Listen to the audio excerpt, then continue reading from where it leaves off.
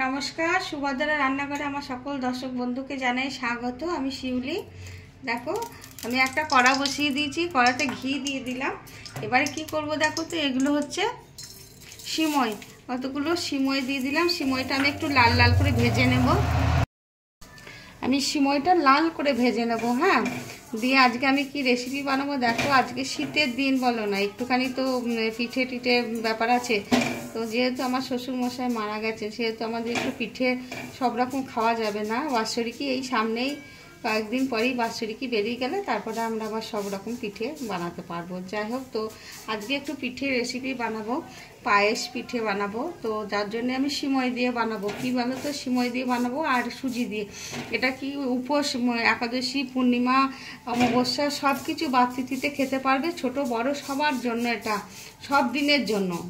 সেই কথা মাথায় রেখে আজকে আমি একটা খুব সহজ এবং খুব সুন্দর একটা রেসিপি বানাবো পিঠের। দেখো, আমার এটাকে একদম লাল করে ভাজা হয়ে গেছে। এবারে আমি এটাকে তুলে নিচ্ছি। তুলে নিয়ে আমি কি করব দেখো, গ্যাসে দুধ বসিয়ে দিয়েছি। দুধটা আমার ফুটছিল। যাই হোক, এবার এই ফুটন্ত দুধের মধ্যে আমি এই ভাজা সিমইগুলো দিয়ে দিচ্ছি। দিয়ে সিমইটা দিয়ে আমি এটাকে একটু ফুটিয়ে নেব সুন্দর করে।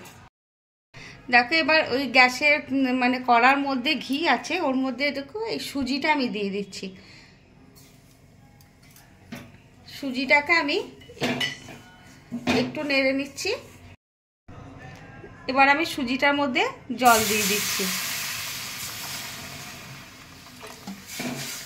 জল দিয়ে এবারে এটা আমি সুন্দর করে একটা ডো বানাবো।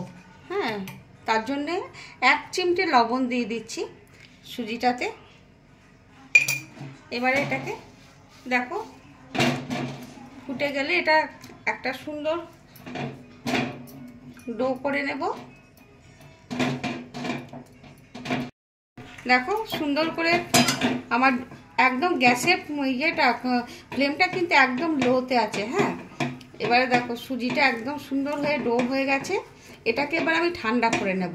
ঠান্ডা করে নিয়ে এটা আমি কি বানাবো তোমাদের দেখাবো, তোমরা আমার সাথে থাকো। দেখো, আমি এদিকে যে দুধটা বসিয়েছিলাম আর দিয়ে সিমইটা ভেজে দিয়ে দিয়েছি।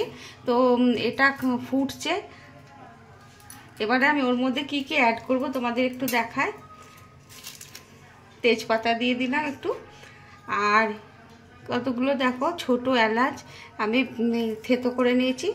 এটা ভারী সুন্দর একটা ফ্লেভার আসবে, দিয়ে দিলাম। এবারে আমি পরিমাণ মতো, স্বাদ মতো চিনি দেব। এবার তোমরা চিনিটাও নিজেদের স্বাদ অনুযায়ী দেবে, যে যেরকম মিষ্টি খাবে সে সেরকম মিষ্টি দেবে। হ্যাঁ, ঠিক আছে। আর আমি দেব এখানে একটু কনডেন্স মিল্ক দেব।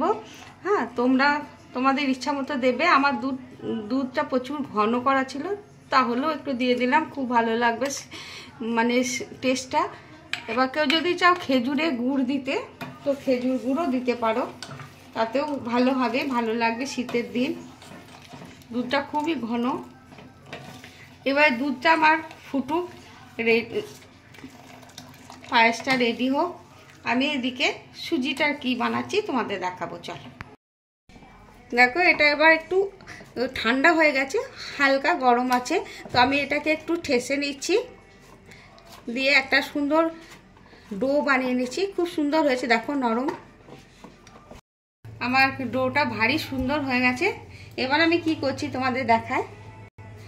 আমি কিচেন স্ল্যাবের মধ্যে ডোটা নিয়ে নিয়েছি। এবার একটু এটাকে বেলে নেব।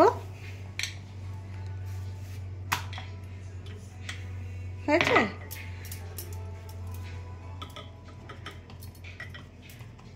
এবারে দেখো, আমি একটা স্টার নিয়েছি, এই যে এগুলো। এবারে দেখো, আমি এটা দিয়ে কেটে নেব, সুন্দর করে কেটে কেটে।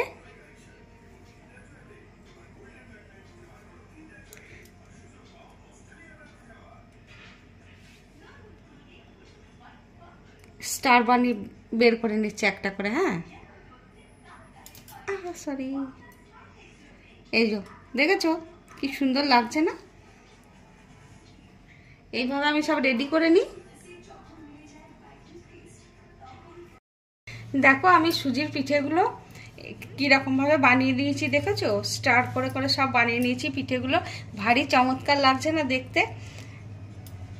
চলো এবারে আমি কি করব দেখো, এখানে যে দুধ আর সিময়টা ফুটছে সুন্দরভাবে, এটা পায়েসটা আমার সিময়টা সিদ্ধ হয়ে গেছে, রেডি হয়ে গেছে। এবার আমি এর মধ্যে দিয়ে দেব সুজির এই স্টারগুলো দিয়ে এটাকে একটু আমি ফুটিয়ে নেব। দেখো আমার পিঠে একদম রেডি হয়ে গেছে, ফুটে গেছে। এবার আমি গ্যাসটা অফ করে দিচ্ছি, অফ করে দিয়ে কিছুক্ষণ স্ট্যান্ডিং টাইমের জন্য রেখে দেব।